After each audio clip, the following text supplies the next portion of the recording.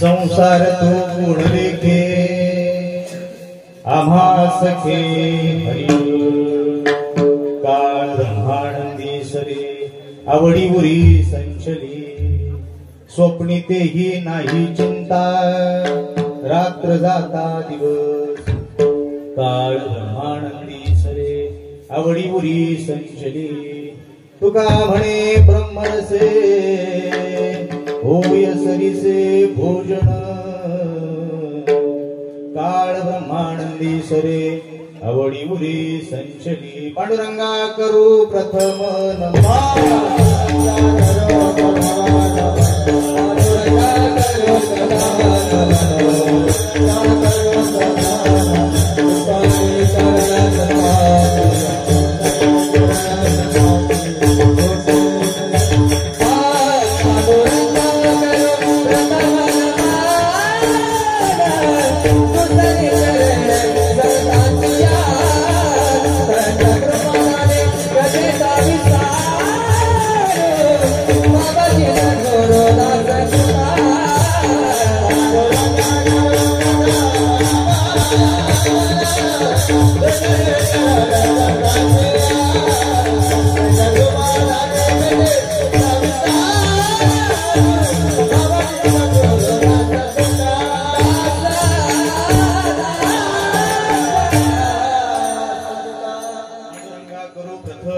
दुसरे चरण संतांचिया काय माझी वाणी मानेल संतांची अंधव चित्ताची आपुल्या जयांची केलिया स्मरण होय सकल विद्यांची अधिकरण तेची वंदो श्री चरण सेवनचे ते नमस्कारोनी आता ओम नमो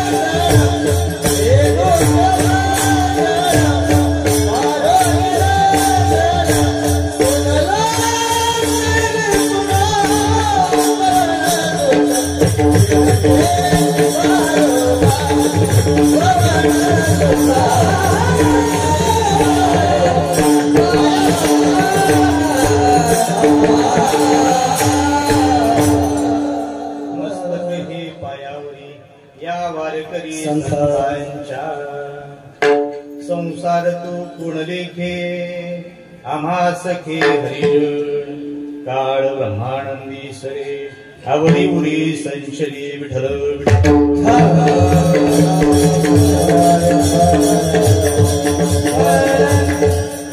प्रस्तुत प्राप्त प्रसंगी सेवेसाठी निवडलेला अभंग याची यावत जीवाच्या उद्धारासाठी किंबहुना जगत कल्याणासाठी मृत्यू लोकांमध्ये अवतार धारण करून आले. तुमच्या आमच्या सारखे संसार करू लागले, संसारात राहू लागले, पण तुम्ही आम्ही जो अट्टहास करतो किंबहुना ज्या अट्टहासाने आपला संसार मोठा व्हावा यासाठी रात्रंदिवस प्रयत्न करतो, तसा प्रयत्न न करता तुमचा आमचा संसार सुखाचा करण्यासाठी, तुमचा आमचा संसार आनंदाचा करण्यासाठी अहोरात्र जो मनुष्य झटला, किंबहुना जो साधू झटला, आणि झटत असताना ज्यांनी ही क्रांती केली, किंबहुना ही क्रांती करत असताना तुमच्या आमच्या सुखासाठी स्वतःचा संसार स्वतःच्या हाताने ज्या महात्म्याने जाळला, जाळोनी संसार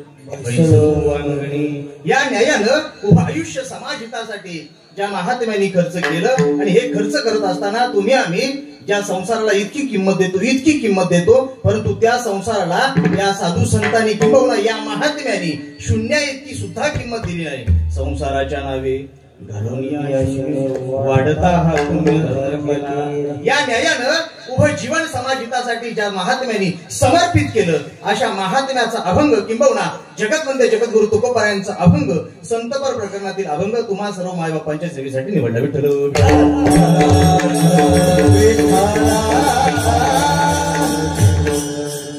सेवेला सुरुवात करण्याआधी अल्पसा परिहार देणं गरजेचं आहे. तो असा: समस्त ग्रामस्थ साकडी यांच्या विद्यमाने होऊ घातलेला हा खंड नामयज्ञ किंबहुना कीर्तन महोत्सव सालाबाद प्रमाणे याही वर्षी भक्तियुक्त अंतकरणाने संपन्न होत असताना आजचा दुसरा दिवस आहे. किंबहुना स्वानंद अध्यात्म ज्ञानपीठ या संस्थेचे संस्थापक पूजनीय आपणा तुम्हा सर्वांचं श्रद्धास्थान पूजनीय बाबा गुरुवर्य फणसे स्वामी यांच्या क्रियाशील मार्गदर्शनातून होऊ घातलेला हा नामयज्ञ भक्तियुक्त अंतकरणाने संपन्न होत असताना ग्रामस्थांच्या अट्टहासाने, सर्व तरुण मंडळांच्या सहभागातून, महिला मंडळांच्या सहभागातून, तरुण वर्गाच्या सहभागातून, वयोवृद्ध मंडळींच्या किंबहुना आबालवृद्धांच्या सहयोगातून होऊ घातलेला हा नामयज्ञ, आणि या नामयज्ञातली आजची दुसऱ्या दिवसाची सेवा आहे. मी आपणासाठी नवीन नाही, मी तुमचाच आहे, तुम्ही माझेच आहात.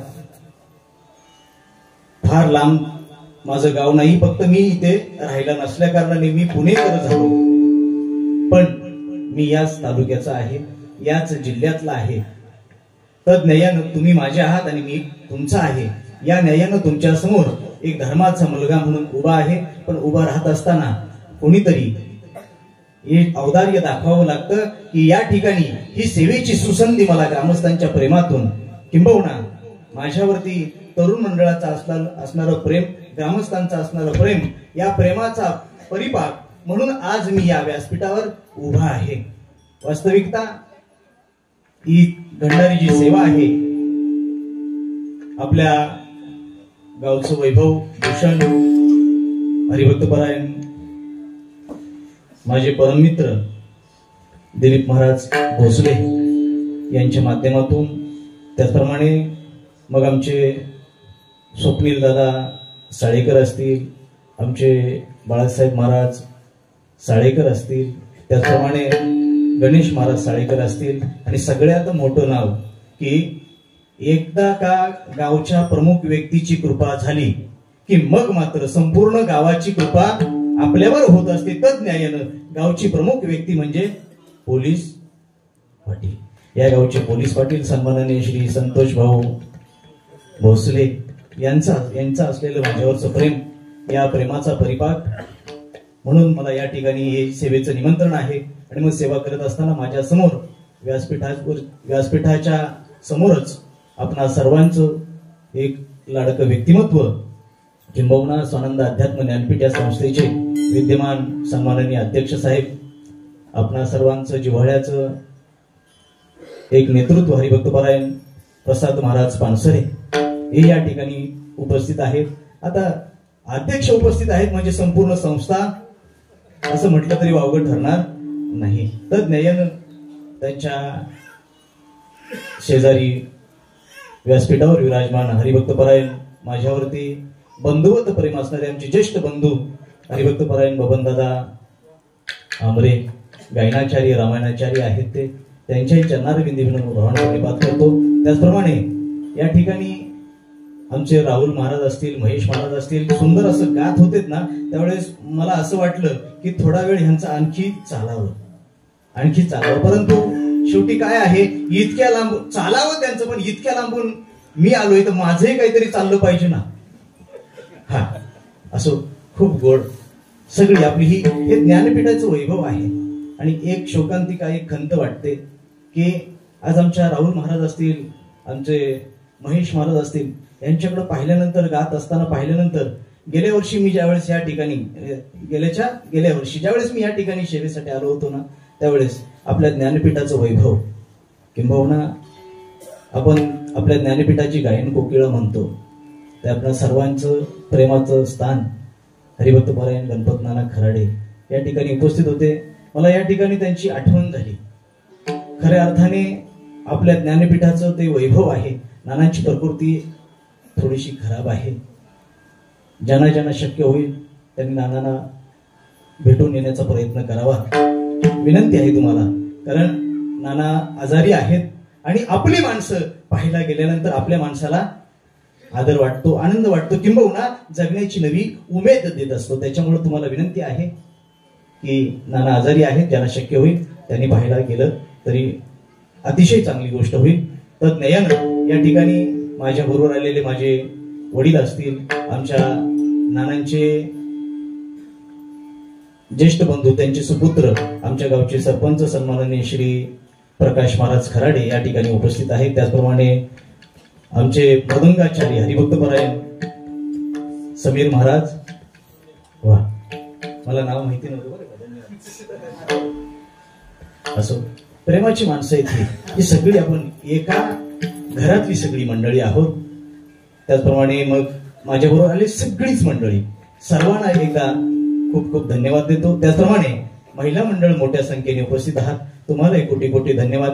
माझे हे सुंदर असे टाळकरी, अगदी त्या लेकरापासून ते इकडे जर पाहिलं ना, अगदी इतके गोड आहेत ना, इतके गोड आहेत, असं वाटतं की हे नाचायला लागले ना की त्यांचं नाचणं पाहत राहावं, असे इतके गोड नाचतात. सर्व टाळकरी मंडळी यांच्या चरणारविंदी विनम्र भावाने प्रणिपात. आमचे विनेकरी बाबा असतील, यांच्याही चरणारविंदी विनम्र भावाने प्रणिपात. सर्व टाळकरी, मग माझ्याबरोबर आलेले आमचे सकाराम महाराज पोळ आहेत. त्याचप्रमाणे आपल्या महाड तालुक्याचे इलेक्ट्रिक मीडियाचे तालुक्याचे अध्यक्ष सन्माननीय श्री हरिभक्त परायण तुकाराम महाराज साळुंके. आता ते युनिफॉर्म मध्ये नाहीत, तेही महाराज आहेत, तेही कीर्तनकार आहेत, पण आज ते थोडी वेगळी सेवा बजावत आहेत.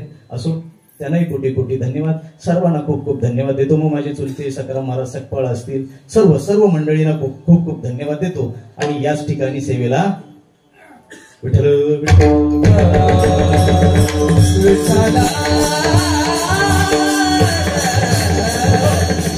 अभंग तुकोबारायांचा आहे. मात्र या अभंगामध्ये भाषा जी तुकोबारायांची आहे ना, ती सरळ आणि सोपी भाषा आहे. फार काळ तुमच्या कानावरून जरी अभंग गेला नसेल तरी अभंगाची जी भाषा आहे ती अवघड नाही, सोपी भाषा आहे. संसार तो कोण लेखे, आम्ही संसाराला किंमत देत नाही. का देत नाही? आम्हा सखे हरिजन, आमचे मित्र हरिजन सखे असल्या कारणाने आम्ही संसाराला किंमत देत नाही. अभंगाचं पहिलं चरण. आणि आम्ही संसाराला किंमत न दिल्यामुळं, आम्ही चांगले मित्र जोडल्यामुळं परिणाम काय झाला? आमचा जो काळ आहे, भूतकाळ असेल, भविष्यकाळ असेल, वर्तमान काळ असेल, कसा चाललाय? काळ ब्रह्मानंदी सरे आवडी उरी संचली. आणि काळ चांगला गेल्यामुळं काय झालं? आम्हाला कशाचीही चिंता नाही, कारण आम्ही संसाराचा त्याग केला, किंबहुना संसाराला आम्ही किंमत दिली नाही. त्याच्यामुळं स्वप्नी तेही नाही चिंता, रात्र जाता दिवस. आणि चिंता नसल्या कारणाने आम्ही जे अन्न खातो ना, ते आम्ही अन्न खात नाही. आम्ही जो प्रसाद खातो ना, किंबहुना आपण जे अन्न खातो ते आपल्याला गोड का लागत नाही? तर आपल्याकडे असणाऱ्या चिंता, त्याच्यामुळे आपल्याला ते अन्न गोड लागत नाही. पण तुकोबाराय सांगतात, तुका म्हणे ब्रह्मरसे होय सरीसे भोजन, काळ ब्रह्मानंदी सरे आवडी उरी संचली. अभंगाचा सोपा आणि सरळ अर्थ तुमच्या समोर ठेवला. आता मला कधीही थांबायला चालेल. विठ्ठल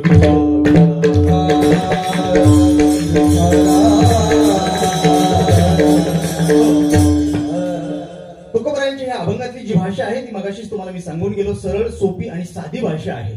तुकोबारायांच्या या प्रथम चरणातला जो उत्तरार्ध आहे ना, त्या उत्तरार्धाच्या सभोवती हा संपूर्ण अभंग फिरत आहे. प्रथम चरणातला जो उत्तरार्ध आहे ना, संसार तू कोण लेखे. हा पूर्वार्ध. आम्हा सखे हरिजन. आम्हा सखे हरिजन हा जो उत्तरार्ध आहे ना तो फार महत्वाचा आहे. त्या आम्हा ह्या शब्दाच्या सभोवताली हे संपूर्ण अभंग फिरत आहे. आम्हा हा शब्द एकवचनी म्हणावा की अनेकवचनी म्हणावा. आम्हा हा शब्द एकवचनी म्हणावा की अनेकवचनी म्हणावा. मराठी भाषेतले जे जे शब्द आहेत ना ते तुम्हाला आम्हाला अडचणीत आणणारे आहेत.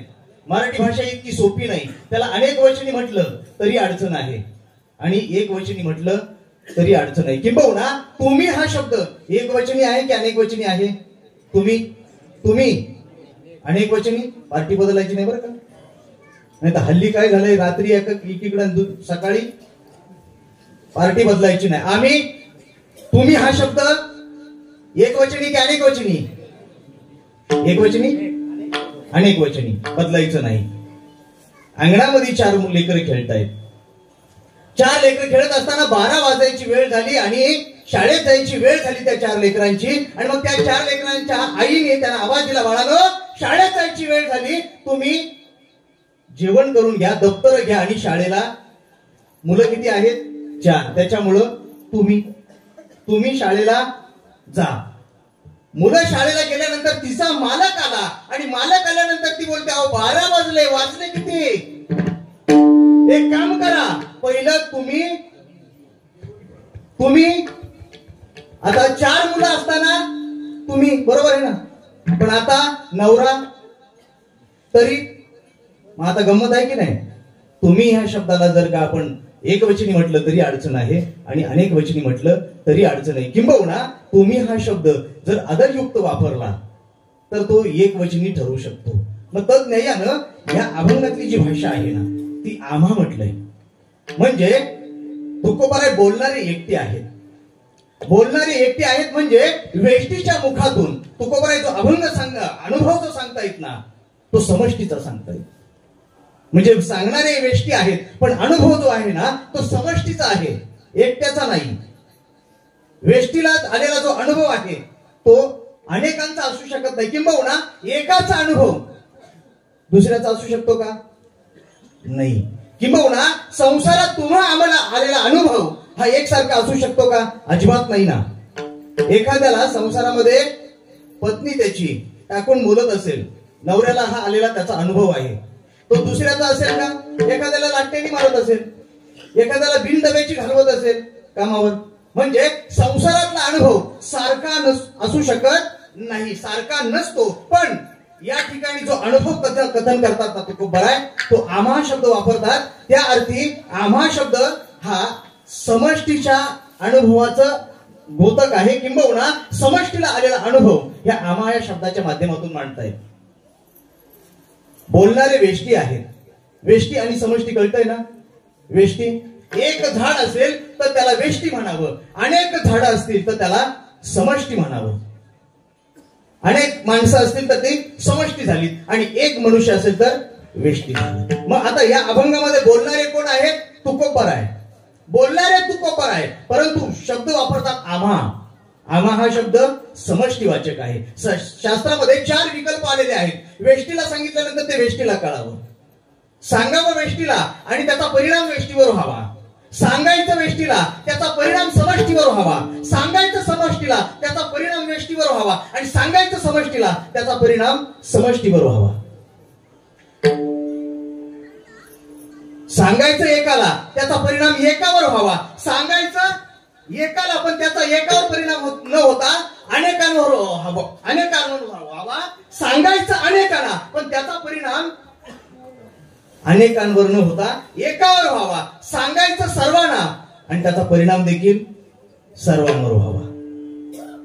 पहिला विकल्प मी तुमच्या समोर ठेवला. सांगायचं वेष्टीला त्याचा परिणाम वेष्टीवर व्हावा. सांगायचं एकाला आणि ते कळावं देखील एकाला. शास्त्रामध्ये फार मोठा सिद्धांत आलेला आहे या अनुषंगाने.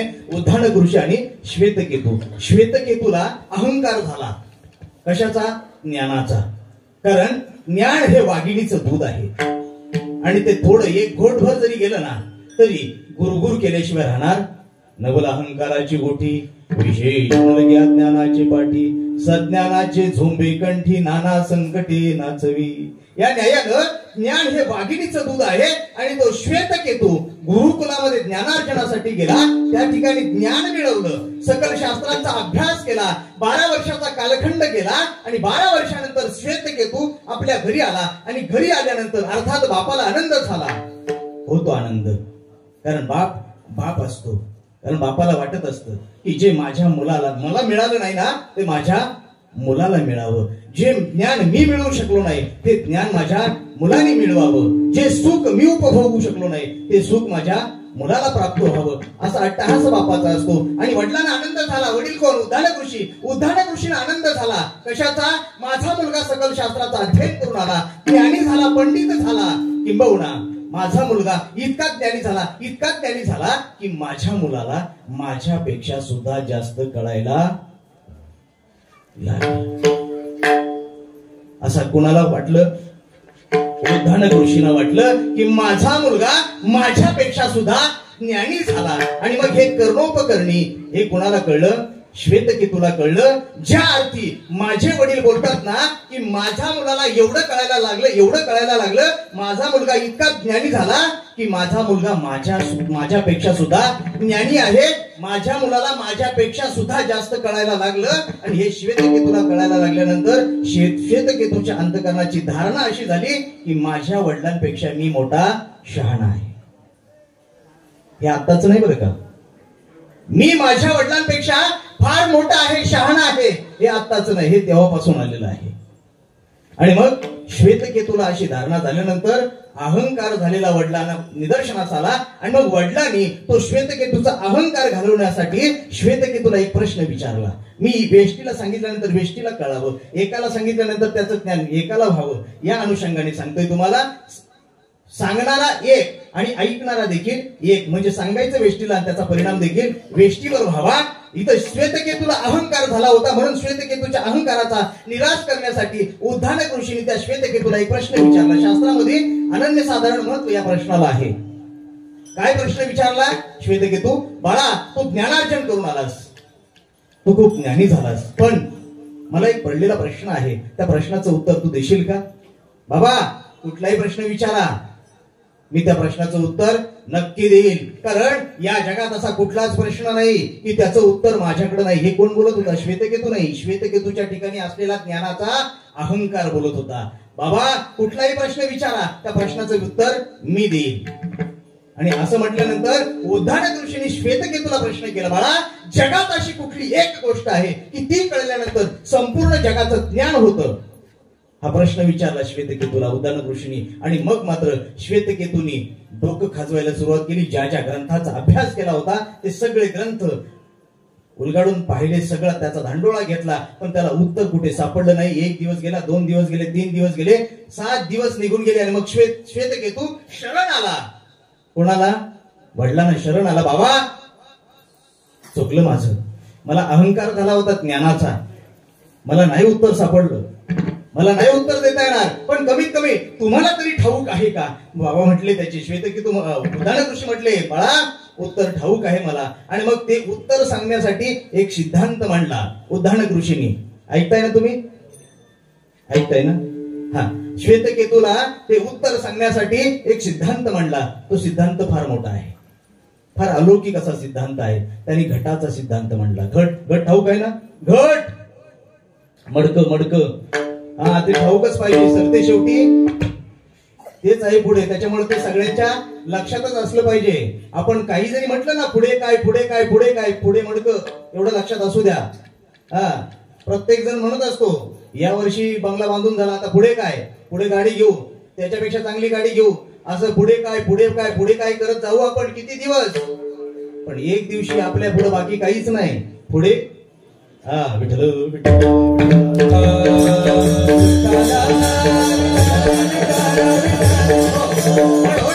घटाचा दृष्टांत मांडला.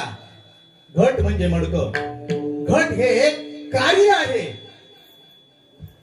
त्या अर्थी घटाचा कार्य करता कोणतरी असलाच पाहिजे. मग घट हे निमित्त कारण आहे.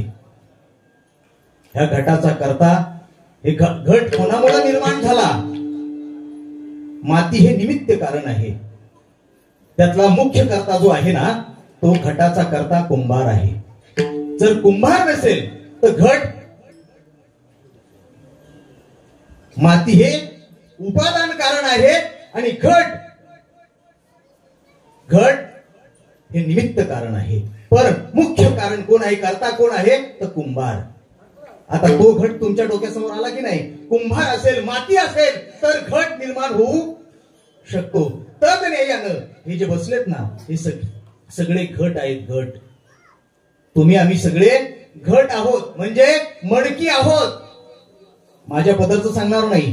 ज्ञानराज माऊलींनी दृष्टांत दिला कुठे, हरिपाठामध्ये. सर्वा घटी राम देहादेही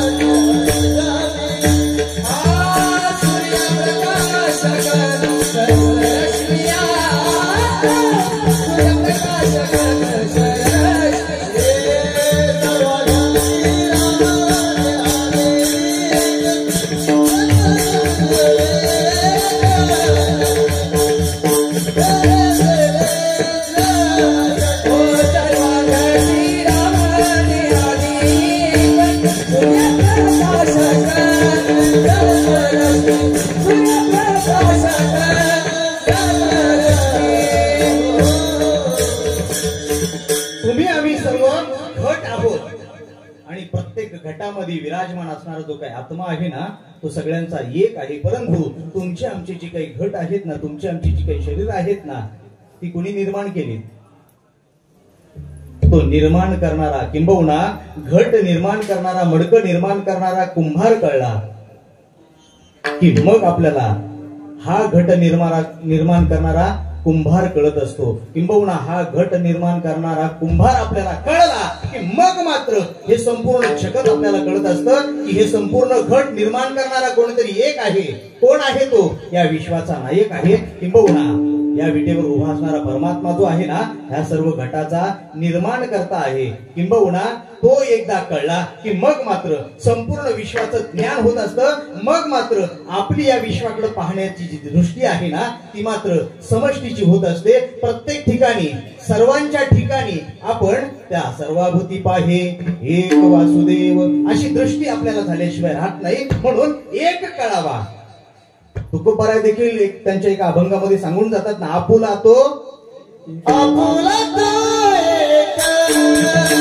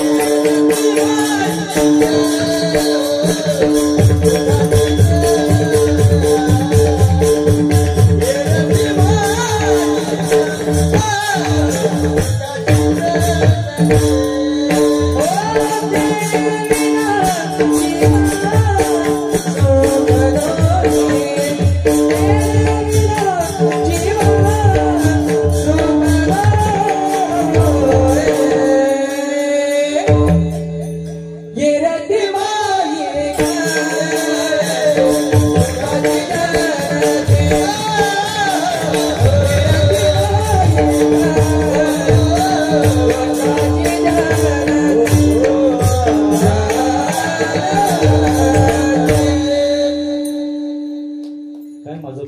भाग्य आहे. असे सुंदर गाणारे भेटले ना की असं वाटतं कीर्तन 2 वाजेपर्यंत.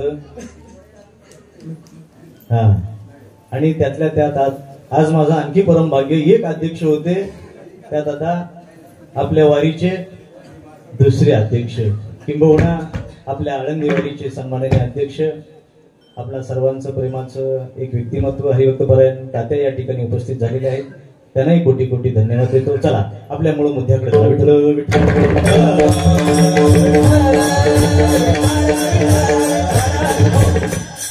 म्हणून माणसाच्या जीवनामध्ये एकाला अनन्यसाधारण महत्व आहे. म्हणून एक कळावा आणि एक कळला की संपूर्ण विश्वाचं ज्ञान होत असतं. म्हणून सांगितलं कोणाला? वेष्टीला, आणि त्याचा परिणाम देखील वेष्टीवर झाला. दुसरा विकल्प मी तुमच्या समोर ठेवला होता, सांगायचं वेष्टीला पण त्याचा परिणाम वेष्टीवर न होता समष्टीवर व्हावा. इकडे लक्ष द्या. पहिला विकल्प सांगितलं वेष्टीला, त्याचा परिणाम वेष्टीवर झाला. दुसरा विकल्प सांगितलं वेष्टीला पण त्याचा परिणाम वेष्टीवर न होता समष्टीवर व्हावा. कुरुक्षेत्रामध्ये ज्या वेळेस अर्जुनाच्या मनामध्ये मोह निर्माण झाला, अर्जुनाची अवस्था समरमावस्था निर्माण झाली, त्यावेळेस ज्याला जे तत्वज्ञान सांगितलं ना, ब्रह्मरसाचे पर्वणे केले अर्जुना लागी नारायणी, तीर्थ अवसरीची पावणे पातलो आम्ही. कोणाला सांगितलं तत्वज्ञान? अर्जुनाला. पण निमित्त अर्जुन होता, पण परिणाम अर्जुनावर न होता वेष्टीवर न होता त्याचा परिणाम समष्टीवर व्हावा. तिसरा विकल्प सांगायचं समष्टीला पण त्याचा परिणाम समष्टीवर न होता त्याचा परिणाम वेष्टीवर व्हावा. सांगायचं अनेकांना पण त्याचा परिणाम अनेकांवर न होता एकावर व्हावा. आपल्या घरातलं उदाहरण आहे ना, सासू सगळ्यांच्याकडे पाहून बोलते, जावेकडे बघून बोलेल, दिराकडे बघून बोलेल, मुलीकडे पाहून बोलेल, नवऱ्याकडे बघून बोलेल, पण लागतं कुणाला? अनेकांच्याकडे बघून बोलते पण लागतं कुणाला? म्हणजे बोलते समष्टीकडे पाहून पण परिणाम मात्र वेष्टीवर व्हावा. म्हणजे सांगायचं समष्टीला पण परिणाम मात्र वेष्टीवर व्हावा. आणि चौथा विकल्प तुमच्या समोर मी ठेवला होता, सांगायचं समष्टीला पण त्याचा परिणाम देखील समष्टीवर व्हावा. माझे ज्ञानराज माऊली हरिपाठाच्या माध्यमातून सांगतात ना, हरिमुखे म्हणा पुण्याची गणना कोण करी. किंबहुना माझ्या तुकोबरांचं एक प्रसिद्ध प्रमाण आहे, आई के रे जना, आई के रे जना,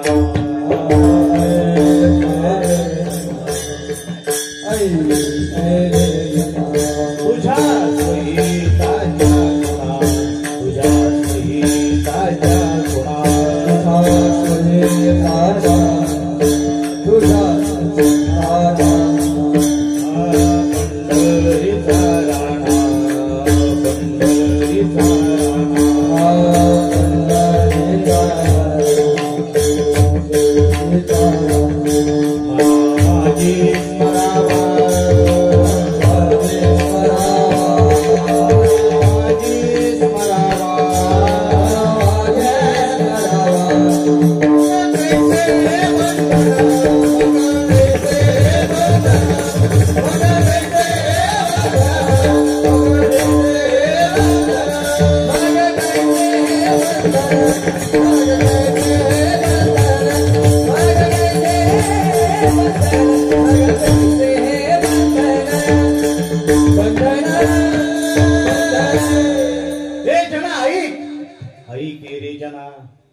तुझ्या सोयीताच्या खुणा. तुला जर का तुझं सोयीत करायचं असेल तर काय कर, पंढरीचा राणा कधी कधी स्मरावा. झोपला नाहीत ना?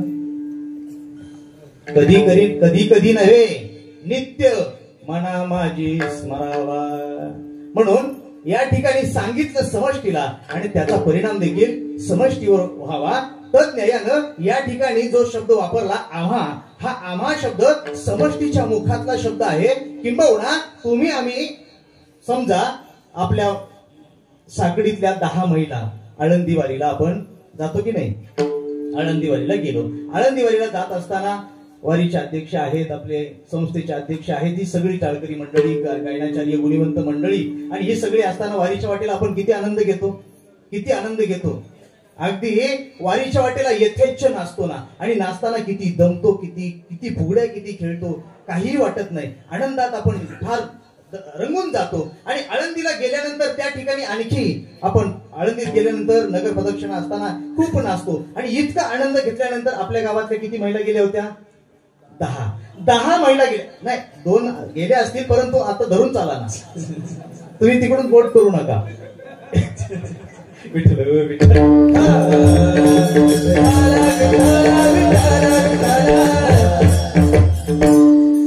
समजा 10 महिला गेल्यात आणि इतका आनंद घेतला. आणि इतका आनंद घेतल्यानंतर त्या 10 महिला वारी करून आळंदीवरून पुन्हा साकडीला घरी आल्या. आणि घरी आल्यानंतर प्रत्येक जण प्रत्येकीच्या घरी गेली. आणि घरी गेल्यानंतर घरच्याने विचारलं, बाई आळंदीला जाऊन आली, कशी झाली वारी? आणि मग माझी ती ताई जी आळंदीच्या वारीला गेली होती ना, ती सांगायला लागली कोणाला? घरातल्या मंडळीला. वारीला गेले बाई, वारीला गेले, पण फुगड्या खेळून नाचून आम्हाला हा शब्द लक्षात ठेवा, आम्हाला इतका आनंद झाला, इतका आनंद झाला, असं वाटत होतं वारीवरून. इतका आनंद कोणाला झाला? आम्हाला झाला. सांगणारी कोण आहे? आता त्या 10 जणी आहेत का तिथे? नाही. पण अनुभव जो सगळ्यांना आला होता, सारखाच आला होता. त्याच्यामुळे या ठिकाणी ती जरी सांगायला एकटी असेल तरी अनुभव मात्र सगळ्यांचा सांगत आहे. या अभंगाची भाषा आहे. आम्हा हा जो अनुभव तुकोबाराय सांगतायत ना, तो अनुभव सगळ्यांचा आहे. किंबहुना तुकोबारायांसारखे जे आहेत, तुकोबारायांसारखे या पदावर आरूढ झालेले आहेत. कुठल्या पदावर? जे जे भेटे भूत ते मानिजे भगवंत, हा भक्ती योग निश्चित जाण पार्था. ह्या अवस्थेवर जे संत आरूढ झालेले आहेत, कोण? निवृत्ती ज्ञानदेव, सोपान मुक्ताबाई, एकनाथ नामदेव, या समस्त संतांना आलेला अनुभव या ठिकाणी तुकोबाराय सांगताय. किंबहुना तो अनुभव सांगत असताना या ठिकाणी शब्द वापरतात. काय? आम्हा. पण सगळ्यांना कोण सखा होता? एक नाही, आम्हा सखे हरी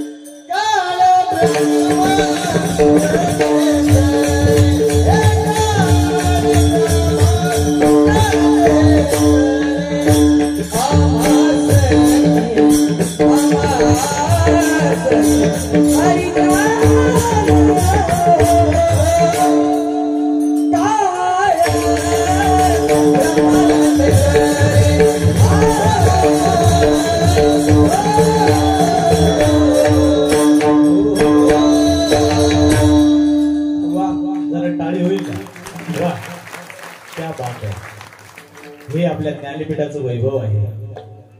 आणि भाग्य हे आपलं की आपण गुरुवर्य तपोनिधी फणसे बाबांच्या आधिपत्याखाली, त्यांच्या या मार्गदर्शनाखाली या शामोलिक रत्न आपण अनुभवत आहोत. वास्तविकता आपण भाग्यवान आहोत. पण आपली शोकांतिका ही आहे, आपलं आपल्याला अजून कळत नाही. विठ्ठल विठ्ठल.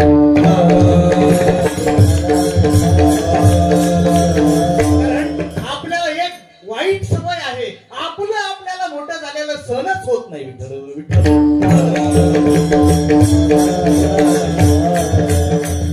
हो चला, या ठिकाणी तुकोबाराय सारखे जे काही साधू संत आहेत ना, त्यांना आलेला अनुभव तुकोबाराय सांगतात. काय सांगतात? काय सांगतात नेमका? अनुभव सांगितला नाही. मग एका साधकाने विचारावं तुको बराय ना तुको बराय. अहो तुमच्या जर का प्रपंचाची जी अवस्था जर पाहिली ना, कशी अवस्था, पाहुणे घराशी आजी आले ऋषिकेशी, काही करू उपचार, खूप मोडकी जर्जर, अशी दयनीय अवस्था आहे. अगदी प्रतिकूल परिस्थिती आहे. आणि अशी परिस्थिती असताना देखील तुमच्या चेहऱ्यावरचा थोडा सुद्धा आनंद मावळलेला आम्हाला दिसत नाही. तुम्ही सतत आनंदी असता. किंबहुना तुम्ही तुमच्याकडे धन पाहायला गेलं तर अजिबातच नाही ना. आम्ही सदैव सुडके जवळ येता चोर धाके, जाऊ पडती भुकी कुत्रे घर राग. म्हणजे अशी तुमची अवस्था असताना या ठिकाणी तुमच्या चेहऱ्यावरचं जे समाधान आहे ना, ते का ढळत नाही? तुम्ही संसारिक आहात, आम्ही संसारिक आहोत, परंतु आम्ही या संसाराकडे पाहत असताना, संसाराची व्याख्या करत असताना तुकोबाराई करतात ना, संसाराच्या तापे तापलो विदेवा करिता ह्या सेवा कुटुंबाची. म्हणजे आमच्या देखी इतका संसार दुष्कर आहे, इतका दुःख देणारा आहे आणि इतका दुःख देणारा संसार. दुःख बांधवडी आहे हा संसार, दुःख बांधवडी आहे हा संसार.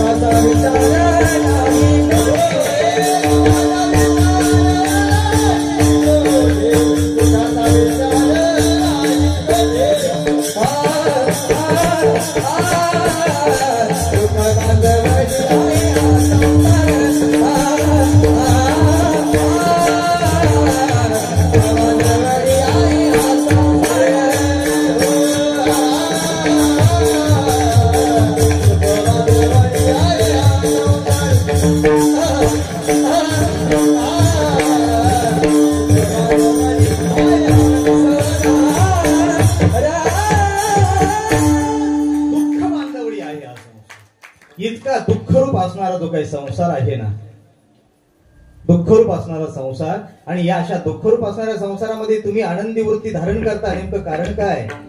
कशामुळे तुम्ही आनंदी आहात? धन पाहायला गेलो तर अजिबात नाही, घर पाहायला गेलो तर घर देखील मोडकं आहे. अशी प्रतिकूल परिस्थिती असताना या संसारामध्ये आम्ही दुःख भोगत असताना त्याच संसारामध्ये तुम्ही इतके आनंदी कसे आहात? मग मात्र तुकोबारायांनी सांगावं, तुम्ही ज्या संसाराकडे पाहता त्या संसाराला आम्ही अजिबात किंमत दिली नाही. अभंगाचं पहिलं चरण.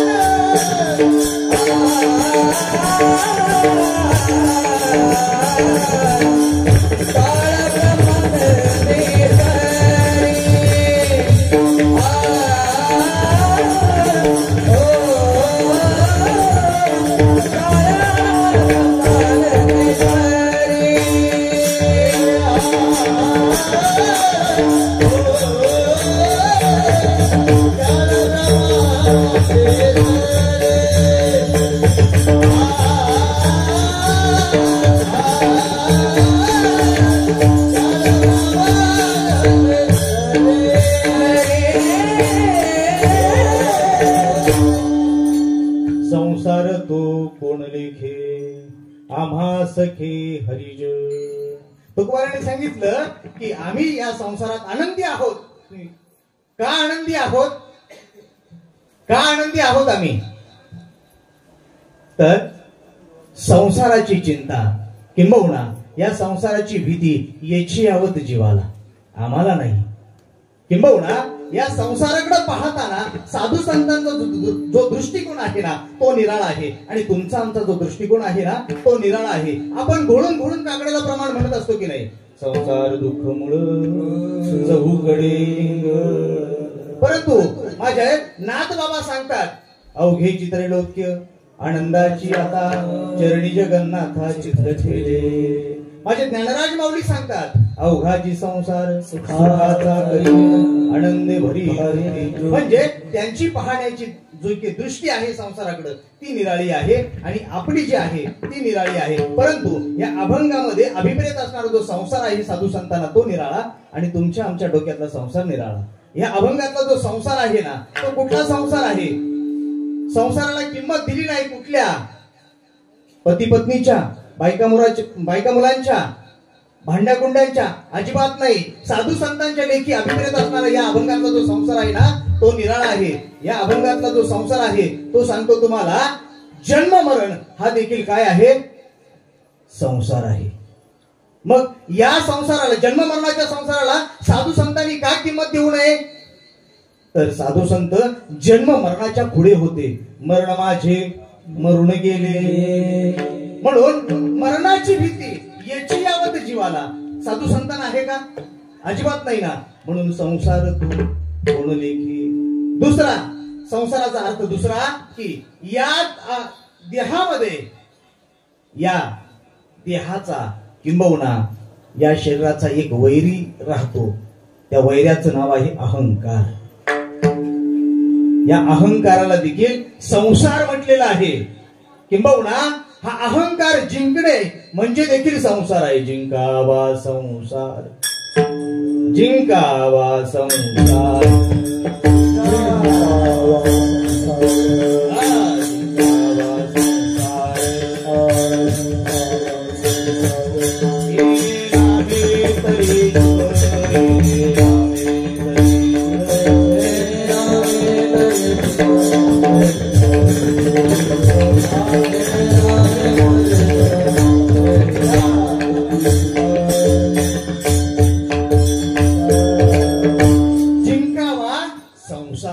अहंकार.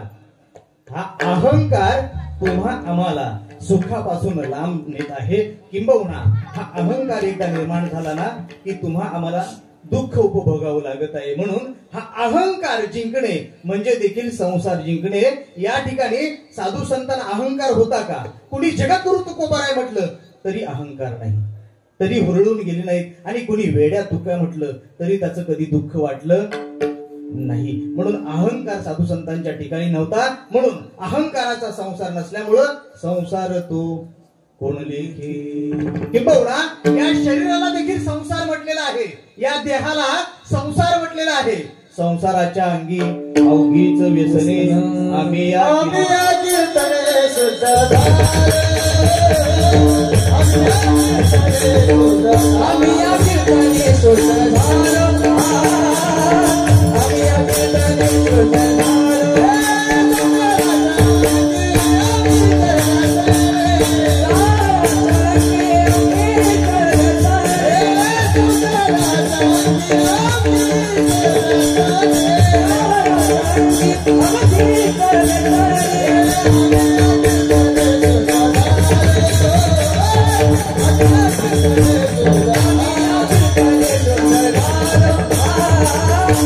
Yeah.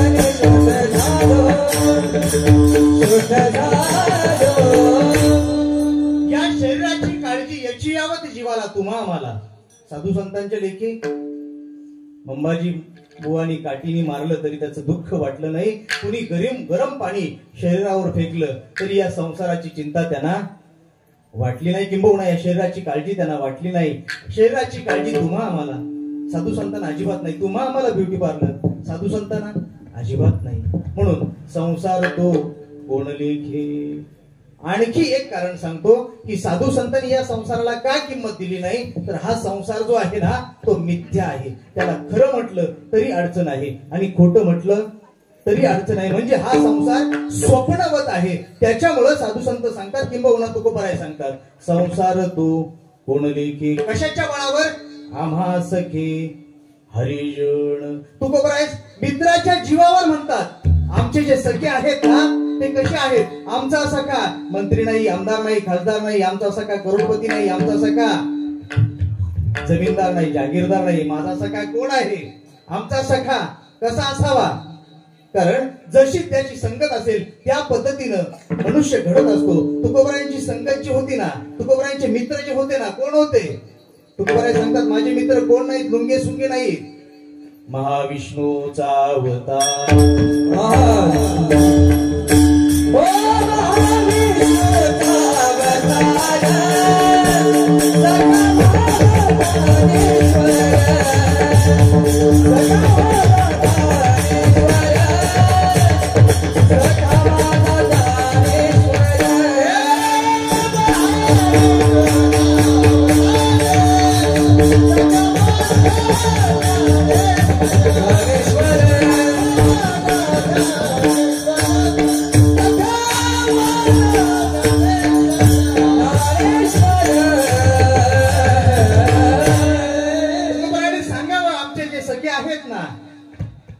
ते करोडपती नाही, पण या विश्वाचा नायक आमचा सखा आहे, महाविष्णूचा अवतार, सखा माझा ज्ञानेश्वर. आणि असे जर मित्र असतील तर संसाराची चिंता तुकोबारांना वाटेल का? कारण सखा किती श्रीमंत होता. जयाचे द्वारी सोन्याचा बिंब, अंगी ऐसे बळ रेडा बोले. असा ज्याचा मित्र आहे त्याला संसाराची चिंता पडेल का? आणि मग असे ज्याचे मित्र आहेत त्याचा काळ कसा जाईल? दुसरं चरण, काळ ब्रह्मन देसरे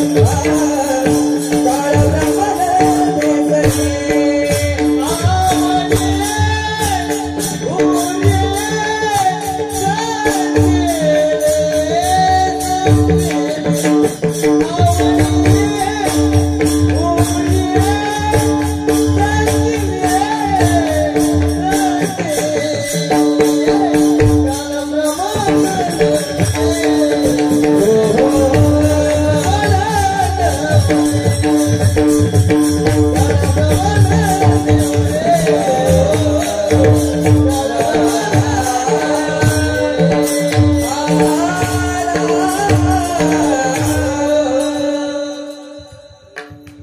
टाळी वाजूची नाही वाटली कधी वाजवायची.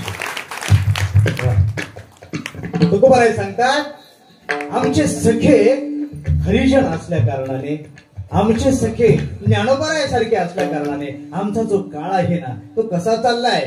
काळ ब्रह्मानंदी सरे ब्रह्मानंदात चाललेला आहे. खऱ्या अर्थाने ब्रह्मानंदात काळ जाण्यासाठी पहिला आपल्या अंतकरणातल्या बाकीच्या ह्या गोष्टींचा निराश झाला पाहिजे. कुठल्या कुठल्या गोष्टीचा निराश झाला पाहिजे तर अंतकरणातले जे काही अहंकार रूपी जे काही शत्रू आहेत ना ते सगळे ज्या दिवशी निघून जातात ना त्या दिवशी खऱ्या अर्थाने आपल्याला ब्रह्मानंदाची प्राप्ती होते.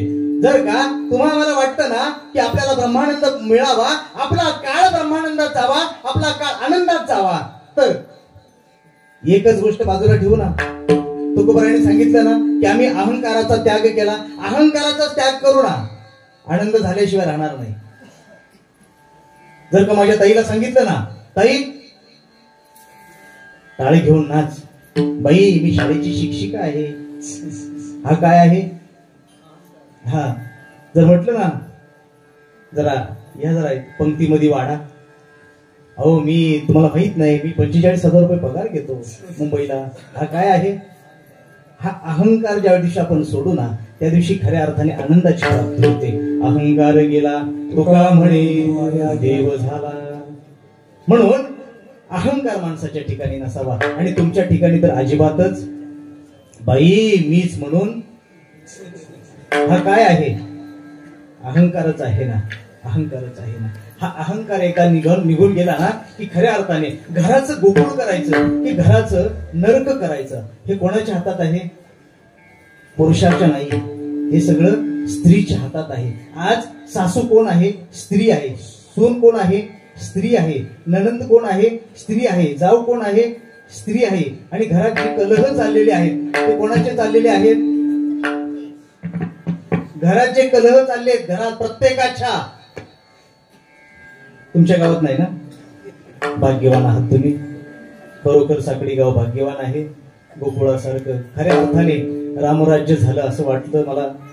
बोला पण त्या विषयात नंतर. परंतु खरंच साकडीमध्ये नसतील तर खरंच भाग्यवान आहात तुम्ही मायबाप हो. मरून या जावे बा माझा खरोखर धन्यवाद तुम्हाला. परंतु आपण टीव्हीवर पाहतो ना सिरियल पाहताना काय आहे, घराघरामध्ये कोणाच्या भानगडी आहेत. जेवढ्या जेवढ्या सिरियल आहेत ना तेवढ्या तेवढ्या सिरियल मध्ये पुरुषांची भांडणं दाखवत आहेत का, कोणाची, सासूची कशी जिरवायची हे दाखवत आहेत. आणि तेच सून पाहते आणि तशी जिरवते ना सासूची. सुनेची कशी जिरवायची हे कोण पाहते, सासू.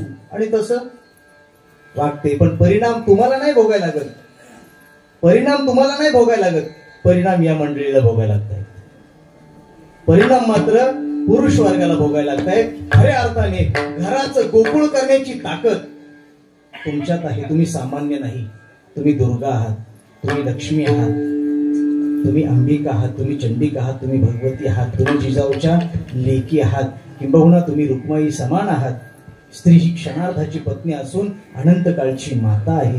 आणि स्त्रीच्याकडे फार मोठं वैभव आहे. किंबहुना स्त्री धर्म हे जगातलं सगळ्यात मोठं सौंदर्य आहे. आणि ते तुम्हाला भगवंतानी बहाल केलेलं आहे, तुमच्यावर उधळलेलं आहे. फक्त आपल्याला ते कळालं नाही, हे आपलं दुर्भाग्य आहे. कारण स्त्रीत्व प्राप्त होणं म्हणजे खऱ्या अर्थाने भाग्याचं लक्षण आहे. ते भाग्यवंताच्या ठिकाणी स्त्री जन्माला येते किंबहुना मुलगी जन्माला येते. त्या ठिकाणी भाग्यवान मनुष्य असेल, भाग्यवान आईबाप असतील तर मुलगी जन्माला येते. पण ते आपल्याला कळावं ना, आपल्याला ते कळत नाही. म्हणून मला इतकंच सांगायचं आहे की या अहंकारामुळं, कोणाच्या, सासूच्याकडे असलेला जो अहंकार आहे ना त्या अहंकारामुळं घरात कलह निर्माण होतात. सासूच्या ठिकाणी काय अहंकार आहे, काल मी जी नांदायला आणलेली आहे ना सून, तिने माझं ऐकावं, तिने माझं ऐकावं, त्याचं ऐकू कोणाचं. आणि ती जी नांदायला आलेली आहे ना तिचं माझ्या पोराने ऐकू, एवढीच अपेक्षा कोणाची आहे, सासूची आहे. त्याच्यामुळं जर का सुनेचं तिच्या मुलाने ऐकलं ना, मग मात्र तिच्या तळपायाची आग मस्तकाला गेल्याशिवाय राहत नाही. आणि एक गोष्ट सांगतो तुम्हाला, अहंकार सोडून मुलीच्या ठिकाणी ज्या वृत्तीने आपण पाहतो ना, मुलीकडे ज्या दृष्टीने आपण पाहतो ना, त्या दृष्टीने ज्या दिवशी आपण सुनेकडे पाहू लागू ना, त्या दिवशी खऱ्या अर्थाने ती सून, नांदायला आलेली दुसऱ्याची लेक, दुसऱ्याचं लेकरू आपल्याला आई म्हटल्याशिवाय राहणार नाही. मग ते जर आई म्हणावं असं वाटत असेल ना, तर आपण पहिलं त्या लेकराकडे मुलगी म्हणून पाहायला शिकू ना. पण नाही, आपल्याला आपली सासूची धारणा अशी असते, काय विठ्ठल विठ्ठल. सासूच्या अंतःकरणाची धारणा अशी असते की माझ्या मुलीला चांगला मुलगा मिळावा आणि तो माझ्या मुलीचं ऐकणारा असावा, असंच असतं ना. आणि हल्ली तर डिमांड वाढल्यात. हल्ली लग्न जमवणाऱ्यांना कळतंय, जे मंडळी आहेत ना त्यांना तर अनुभवित असतील. हल्ली काय डिमांड वाढले, मुलगा एकटाच असावा, शक्यतो त्याला आई वडील. पण तो काय आबाळात न पडला का, विठ्ठल विठ्ठल.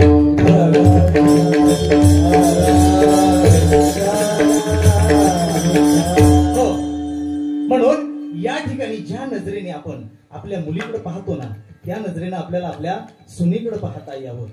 तुम्हाला सांगू का, नवीन लग्न झालं आणि नवीन लग्न झाल्यानंतर माझी ताई नांदायला आली साकडीमध्ये नांदायला आल्यानंतर पती पत्नीला बाजारासाठी महाडला जायचं आहे. लग्नाला 10 दिवस झाले होते आणि बाजाराला जायचे, रस्ता इतका खराब होता. म्हणून माझ्या त्या ताईने तिच्या मालकाला, म्हणजे साकडीतला असलेला तो तिचा पती आहे, त्याला सांगितलं, हे बघा, साकडीतून महाडचा जो रस्ता आहे तो इतका खराब झालेला आहे, इतके खड्डे आहेत आणि आपण मोटरसायकलवर जाणार आहोत. पण उभ्या आयुष्यामध्ये, म्हणजे आतापर्यंत नांदायला येईपर्यंत कॉलेजचं जीवन असेल किंवा जे माझं आतापर्यंत जो काळ गेला त्याच्यामध्ये मी कधी साडी घातली नव्हती आणि आता मी साडी घालते. मला गाडीवर बसताना अनकम्फर्टेबल वाटतंय, मला थोडंसं अवघडल्यासारखं होतंय.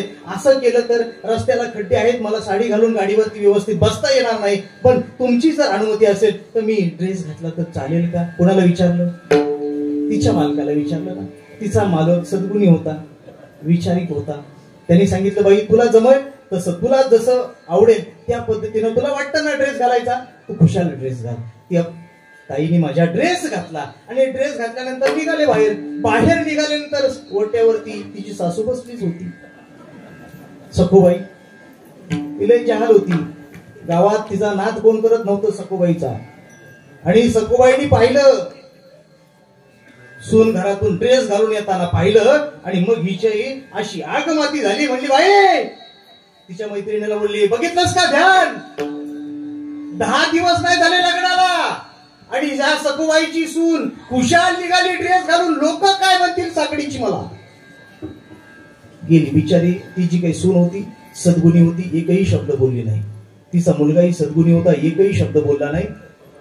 आईच्या तोंडाला न लागता मोटरसायकल चालू केली, दोघेही निघून गेले महाडला निघून गेल्यानंतर ही झाली कॅसेटची ए बाजू. आता कॅसेटची बी बाजू सांगतो. थोड्या वेळानंतर त्याच दिवशी त्या सासूकडे, म्हणजे आता जी बोलत होती ना सखूबाई, त्या सखूबाईकडे तिचा जावई आणि तिची मुलगी येणार होती. कॅसेटची बी बाजू. आणि ती येणार असताना थोड्या वेळानंतर, ही गेल्यानंतर 1 तासाभरातच तिची मुलगी आणि तिचा जावई आला. आता मुलगी काही साडी घालून नाही आली, मुलगी देखील ड्रेस घालूनच आली. पण आता जी सासूबाई, जी सखूबाई गंगूबाईला बोलत होती ना, गंगूबाई पाहिलं का ध्यान, तीच सखूबाई सांगते गंगूबाईला, गंगूबाई कशी ग माझी ताई, ड्रेस मध्ये दिसते, कसा जोडा दिसतोय राजा राणी सारखा. म्हणजे मगाशी जे तुला सुनेकडे पाहून ध्यान वाटत होतं, आता तुला राजा राणीचा जोडा वाटायला लागलाय. हा जो फरक आहे ना, हा ज्या दिवशी सासूच्या नजरेतून निघून जाईल ना, त्या दिवशी घराचं गोकुळ झाल्याशिवाय राहणार नाही. विठ्ठल विठ्ठल.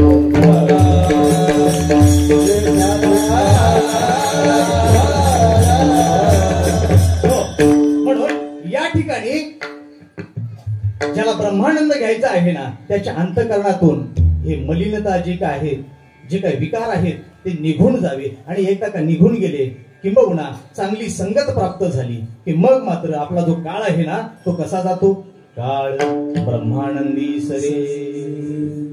ब्रह्मानंदात काळ जाणे म्हणजे आपण सप्ताहाला बसलोय की नाही, ते कीर्तनाला बसलोय की नाही. आता मात्र आपल्याला कशाची आठवण आहे का? आहे का घरची आठवण आहे का आपल्याला? नाही ना. आपण हरिपाठामध्ये नाचतो ना, किती दंग होतो आपण. फुगड्या खेळत असताना, हरिपाठामध्ये पाऊल खेळत असताना किती नाचतो आपण, किती दंग होऊन जातो. आपल्याला म्हणजे आठवण होते का? आणि आपल्याला आपल्या प्रपंचाचा विसर पडणे, आपल्याला आपल्या दुःखाचा विसर पडणे म्हणजे ब्रह्मानंद. विठ्ठल विठ्ठल.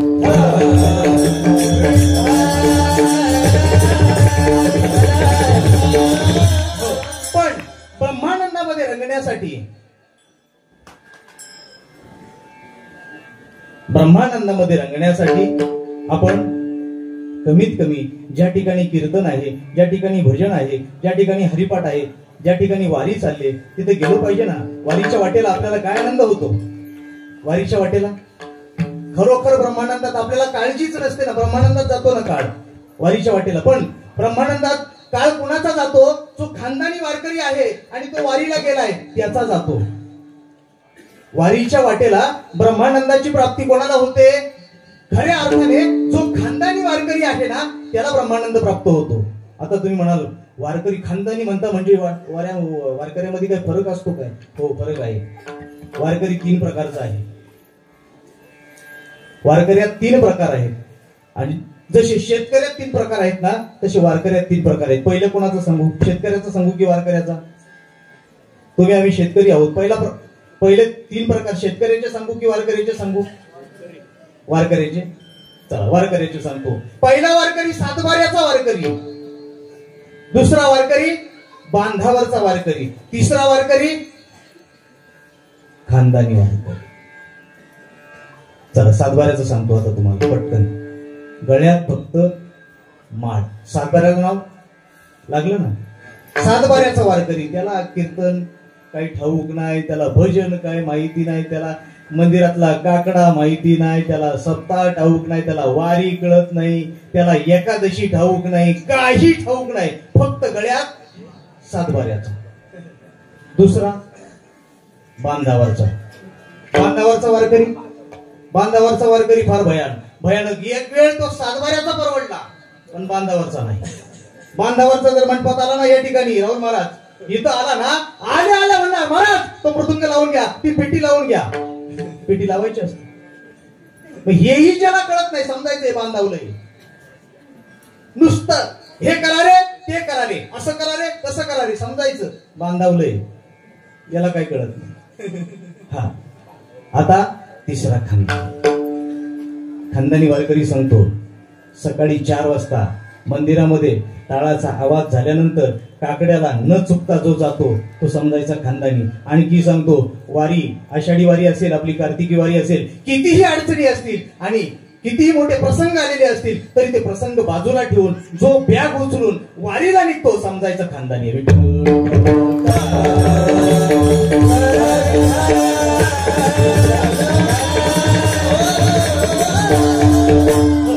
आता हे झाले ना 3. तशी शेतकऱ्याचे 3 आहेत. आता सांगू का नको सांगू?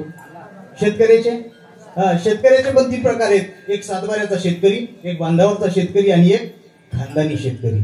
सातबाऱ्याचा शेतकरी फक्त सातबाऱ्याला त्याची जमीन कुठे हे ठाऊक नाही, कोण कसतो हेही त्याला ठाऊक नाही, पण सातबाऱ्याला समजायचं हे सातबाऱ्याचं आहे. दुसरं बांधावलं.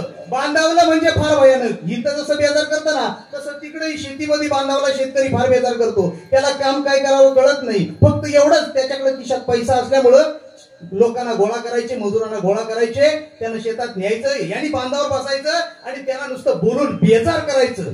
हे करा, ते करा, ते करा, ते करा. कापणी कधी करायची त्याला ठाऊक नाही, लावणी कशी करायची त्याला ठाऊक नाही. तो नुसता बांधावरती बसून नुसता बेजार करणार, समजायचं बांधावरचं आहे. एक बांधावरचं होतं, त्यांनी जमीन घेतली साकडीला, इथे 20-25 गुंठे जमीन घेतली किंवा 20-25 एकर जमीन घेतली आणि आंब्याची झाडे लावली. भोसले महाराज इकडं आंब्याची झाडं लावली, बाग केली आणि बाग केल्यानंतर रामू नावाचा एक नोकर त्याला बागेला पाणी घालण्यासाठी ठेवला आणि पाऊस पडत होता आणि तो मालक जो बांधावरला शेतकरी होता तो आला आणि त्याच्या फार्म हाऊस मध्ये गेला आणि रामूला म्हणतो, कसा रामू आंब्याला पाणी घातलं का?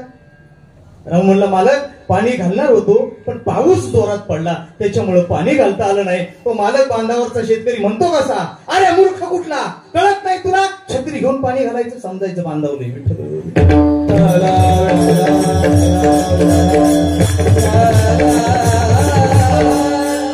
आणि तिसरा खानदानी शेतकरी शेती करत असताना आनंदाने शेती करतो, शिबाई करत नाही. मातीमध्ये लोळण्याची ताकद त्याच्यात असते, किंबहुना माती बरोबर घास खाण्याची ज्याची वृत्ती आहे, अंगाला माती लावून घेण्याची ज्याची प्रवृत्ती आहे, समजायचं ते खानदानी आहे. त्याला उन्हाळा पावसाळा हिवाळा याची चिंता नसते. तो आपल्या काळी आईसोबत राबतो, तिची सेवा करतो, जातीनिशी मजुरांकरवी नाही, मजूर घेईलच, परंतु स्वतः करण्याची ज्याची प्रवृत्ती आहे, समजायचं ते खानदानी आहे. तर खानदानी शेतकरी जर असेल तर त्याला शेती करताना आनंद होतो. तद न्यायानं खानदानी वारकरी असेल तर त्याला खऱ्या अर्थाने ब्रह्मानंदाची प्राप्ती होते. विठ्ठल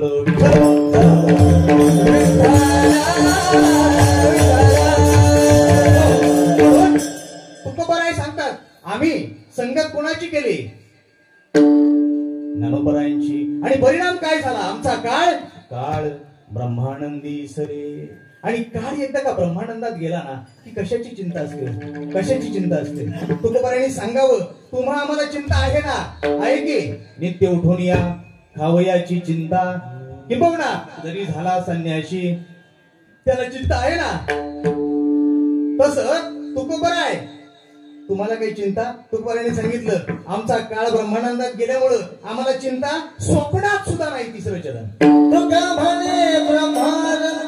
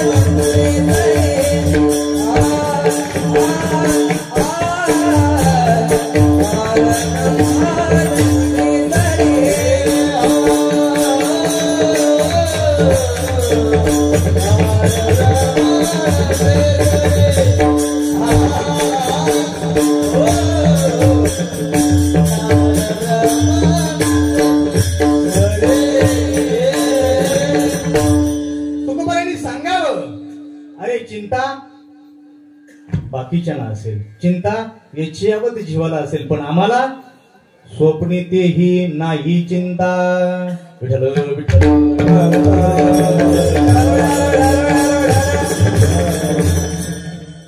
आम्हाला स्वप्नात सुद्धा चिंता नाही. आपल्याला प्रत्येक वेळेस चिंता आहे, पण ही चिंता नावाची जी काही बाई आहे ना ती फार दुष्कर आहे. चिंता जर घालवायची असेल ना, आणि जर का माणसाच्या जीवनातली एकदा चिंता केली ना, खऱ्या अर्थाने मनुष्य सुखी झाल्याशिवाय राहत नाही. माणसाला जर का सुखी व्हायचं असेल तर चिंता निघून गेली पाहिजे, पण माणसाला मरेपर्यंत या चिंतेने कधी सोडलेलं नाही. प्रत्येकाला या चिंतेने पकडून ठेवलेलं आहे. प्रत्येकाला कशाची नाही कशाची चिंता आहे. मग कशाच्या प्राप्तीने ही चिंता नाहीशी होईल?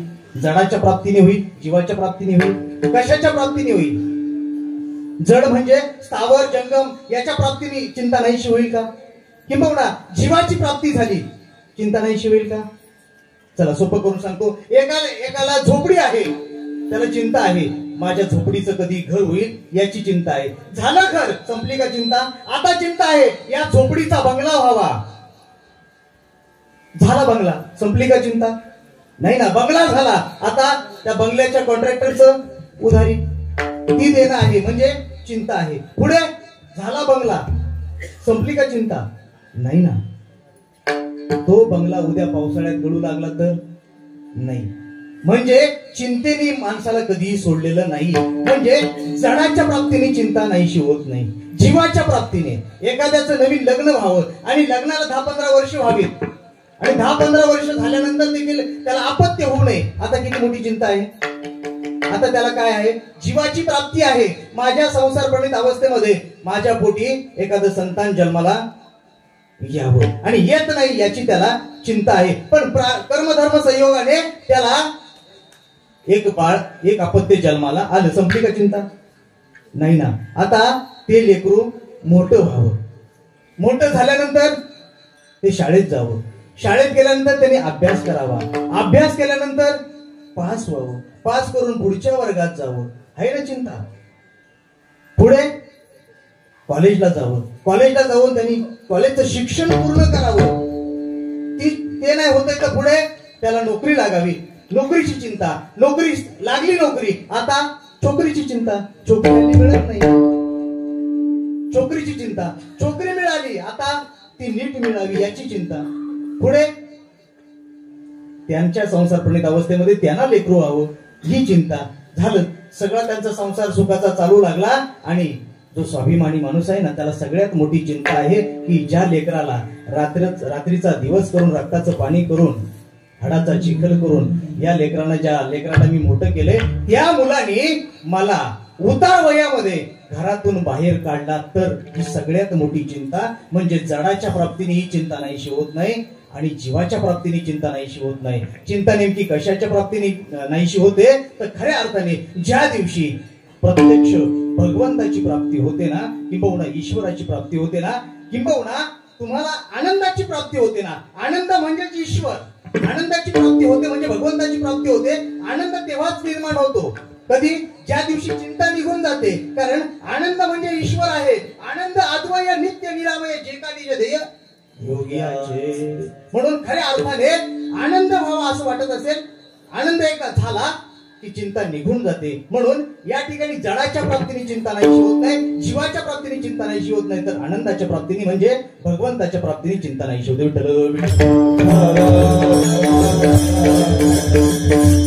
हो, मला सिग्नल मिळालेला आहे.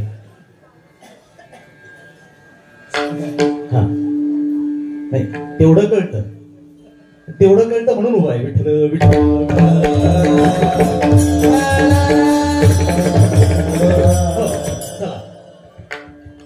फार वेळ घेणार नाही कारण मी या ठिकाणी आल्यानंतर मला महाराजांनी सांगितलं, पाटील साहेबांनी सांगितलं, महाराज उभं राहिल्यापासून 2 तास.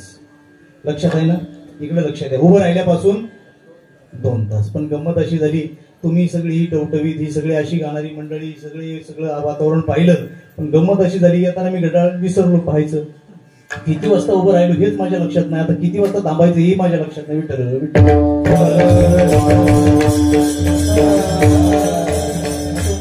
संकल्पित वेळेमध्ये आपल्याला थांबायचंय. चला आपल्या मूळ मुद्द्याकडे चला. खऱ्या अर्थाने कशाने चिंता नाहीशी होते हा विषय चालला होता. ही चिंता जी आहे ना ती चिंता ईश्वराच्या प्राप्तीशिवाय नाहीशी होत नाही. म्हणून तुमच्या आमच्या अंतःकरणात ती चिंता एकदा निघून गेली ना की मग मात्र मनुष्य आनंदी होत असतो. त्याला प्रत्येक ठिकाणी ईश्वराचं दर्शन घडत असतं. प्रत्येक तो आनंदी होतो यात नवल नाही, तर तो प्रत्येकाला आनंद देतो. कारण खऱ्या अर्थाने ब्रह्मानंद त्याच्या ठिकाणी स्थित असतो आणि ज्याच्या अंतःकरणामध्ये ब्रह्मानंदाची प्राप्ती झाली ना तो स्वतः आनंदी होईल यात काही नवल आहे. तो जगाला देखील आनंदी करू शकतो. ही ताकद ज्याला ब्रह्मानंद झालाय त्याच्या ठिकाणी असते. म्हणून या ठिकाणी तुकोबाराय सांगतात, आमचा काळ कसा गेला, काळ ब्रह्मानंदी सरे आवडी उरी संचली. आणि अशा पद्धतीनं काळ गेल्यामुळं आम्हाला कशाची चिंता नव्हती, स्वप्नात सुद्धा नाही. आपल्याला जागृतीत चिंतेने सोडलं नाही, पण साधू संतांना स्वप्नात सुद्धा चिंता नाही. आपल्याला असते का स्वप्नात चिंता? कधी? ज्या दिवशी आपण तात्यांच्या बरोबर बाबांच्या बरोबर आळंदी वारीला जातो त्या दिवशी आपल्याला स्वप्न पडतं का? वाटेला चालताना कोण कोण गेलो होतो वारीला? हात वर करा. वारीच्या वाटेला जी मंडळी चालतात ना त्या मंडळींना सतत भगवंताचं नामचिंतन साधू संतांचं नामचिंतन करत चालत असताना कशाची चिंता नसते. आणि चिंता असते कोणाला? अध्यक्षाला. त्या वारीच्या वाटेला चालणाऱ्या माणसांचं काय करायचं, त्यांना चहाची व्यवस्था कुठं करायची, त्यांना नाश्त्याची व्यवस्था कुठं करायची, ज्यांची पंगत आहे त्यांनी व्यवस्था केली की नाही, ही चिंता कोणाला? अध्यक्षाला. अध्यक्ष फिरत असतो घरघर, कुठे काय भाकरी झाली का नाही, ही सगळी चिंता कोणाला? अध्यक्षाला. आपल्याला चिंता नाही. कशामुळं? तर आपण संगतीत कोणाच्या आहोत? कोणाच्या? माऊलींच्या सोबत असतो आपण त्यावेळेस माऊलींच्या सोबत असतो. त्याच्यामुळं ईश्वराच्या सोबत आपल्याला कशाची चिंता नसते. चिंता स्वप्नात सुद्धा आपल्याला वारीच्या वाटेला स्वप्न पडेलच कसं? आणि वारीच्या वाटेला जर कदाचित स्वप्न पडलं ना, घरी राहणाऱ्याला जर कदाचित स्वप्न पडलं तर त्याच्या स्वप्नात वेगवेगळं येईल. पण वारीच्या वाटेला जर स्वप्न पडलं ना, तर वारीच्या वाटेला खानदानी वारकरी स्वप्नात देखील बोलतो, ज्ञानोबा तुकाराम.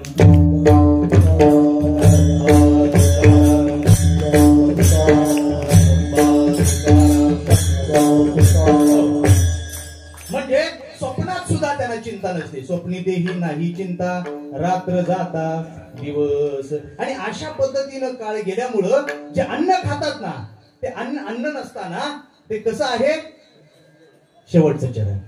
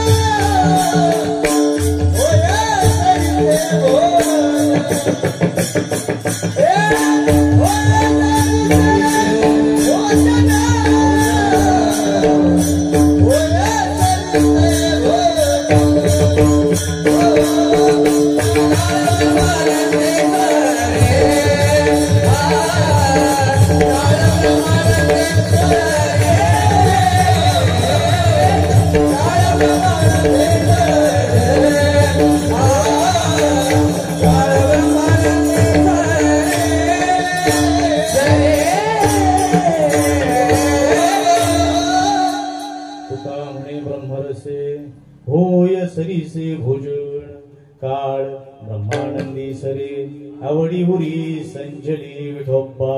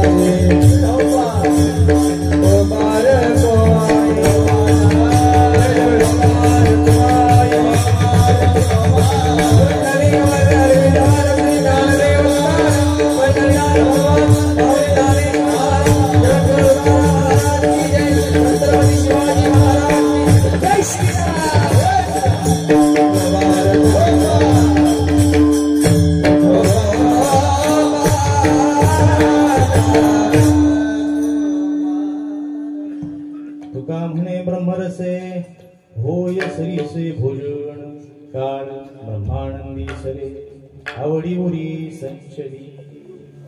किंबहुना तुकोबारायण या ठिकाणी हा संपूर्ण जीवन प्रवास जो सांगितला ना, तो साधू संतांच्या संघामुळे संसारावर त्यांचा काय परिणाम झाला हे सांगतात, त्यांच्या आहारावरती काय परिणाम झाला हे सांगतात, त्यांच्या झोपेवर काय परिणाम झाला हे सांगतात. परंतु त्याचा मुख्य गाभा जो आहे ना, तो संघ आहे.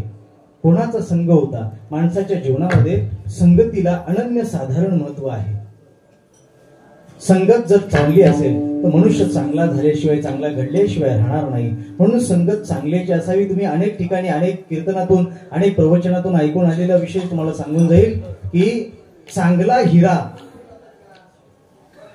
हिरा जो 100 नंबरी हिरा आहे, त्याला जर का ढेकणाचा संग झाला ना तर त्या हिऱ्याचं पाणी होतं. पण तो जर का हिरा एखाद्या चांगल्या कलावंताच्या हातात पडला तर त्याला पैलू पाडून त्याची करोडो रुपये किंमत होते. पण त्याचा जर का संघ ढेकणाशी आला, ढेकणाच्या संगे हिरा जो भंगला, कुसंगे नाडला साधू दैसा. म्हणून अनन्य साधारण असं महत्व संगतीला आहे. मग तुकोबरायांनी सांगितलं आमचा जो संघ होता ना तो चांगल्याचा होता. म्हणून आपली संगत देखील कोणाची असावी? चांगल्याची असावी. चांगल्याचा संघ असला ना, किंबहुना संतांचा जर संघ असला ना की मग आपल्या जीवनामध्ये कुठल्याही पद्धतीचं दुःख येणार नाही. म्हणून या ठिकाणी तुम्हाला इतकंच सांगून जाईल की तुकोबराय सांगतात की संसाराला आम्ही किंमत दिली नाही, संघ साधू संतांचा होता, त्याच्यामुळे आम्ही संसाराला किंमत दिली नाही आणि त्याच्यामुळं आमच्या जीवनामध्ये हा सगळा बदल झालेला आहे. मग माणसाला जर जीवनात बदल करायचा असेल तर संगत चांगल्याची करावी.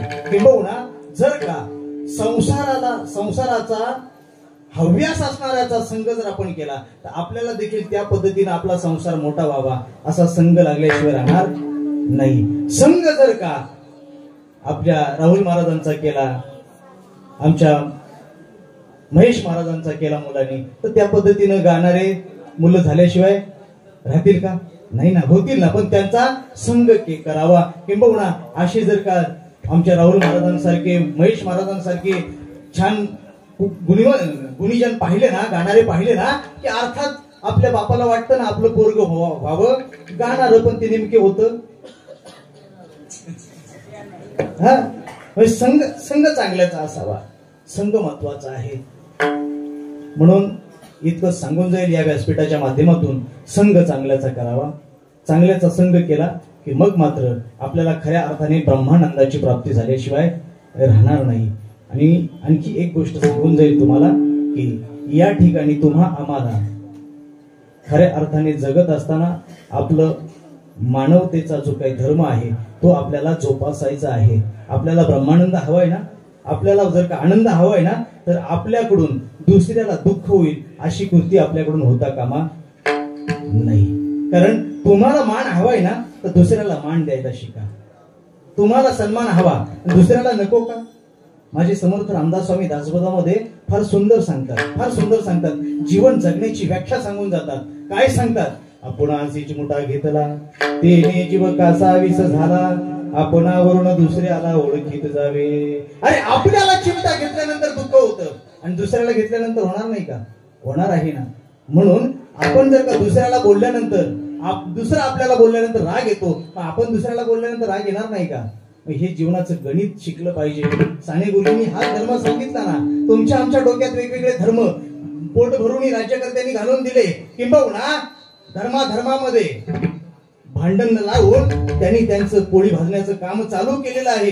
पण खऱ्या अर्थाने तो धर्म नव्हे. मला या ठिकाणी अभिप्रेत असणारा एकच धर्म आहे, मानवतेचा धर्म. करा तो एकची जगा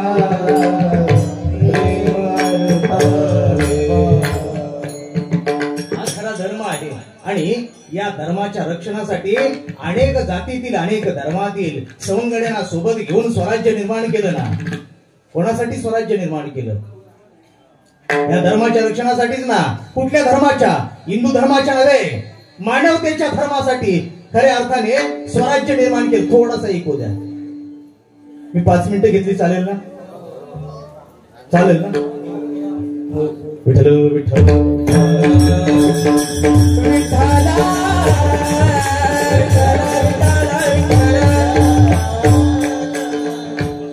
खऱ्या अर्थाने मानवतेच्या धर्मासाठी या ठिकाणी स्वराज्याची निर्मिती झालेली आहे.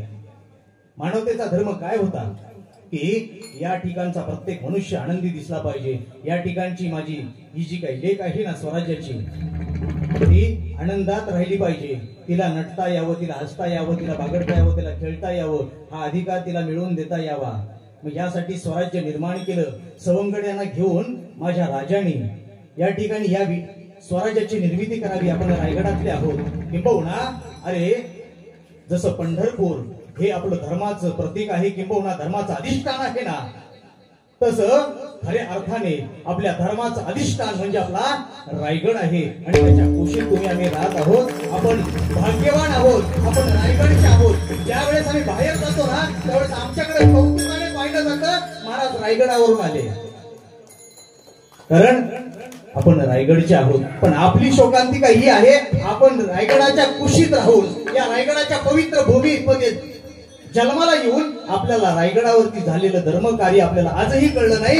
आणि आपण आपल्या धर्मामध्ये किंबहुना आपण आपल्यामध्येच भांडत राहिलेलो आहोत. आपण आनंद प्रस्थापित करण्याच्या ऐवजी द्वेष पेरत चाललेलो आहोत. हे कधीतरी थांबलं पाहिजे. म्हणून खऱ्या अर्थाने या प्रत्येक जातीतील, प्रत्येक कुळातील, मग या ठिकाणी नावी असेल, साळी असेल, तेली असेल, कुंभार असेल, लोहार असेल, कुठल्याही धर्माचा असो, कुठल्याही जातीचा असो, कुठल्याही पंथाचा असो, प्रत्येकाना 12 बुलुकदारांना एकत्र केलं आणि स्वराज्याची निर्मिती केली. कशासाठी? आया बहिणीच्या रक्षणासाठी. काय केलं जात होतं त्या काळामध्ये?